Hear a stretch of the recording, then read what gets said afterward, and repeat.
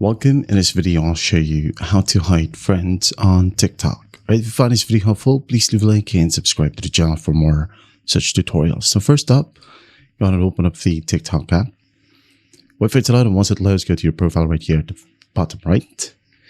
And then just gotta go to the top right and tap on tap on the three horizontal lines. Now on here, just tap on settings and privacy.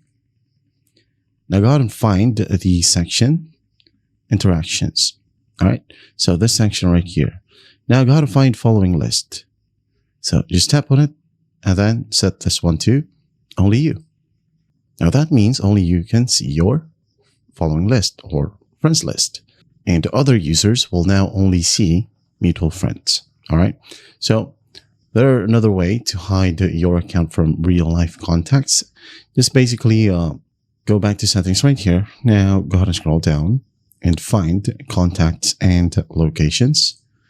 Tap on it and just make sure that contacts, Facebook friends, sync contacts, sync Facebook friends right here are all turned off. All right, so there you have it. That's how easy it is to hide friends on TikTok. I hope this video helps, and I'll see you in the next one.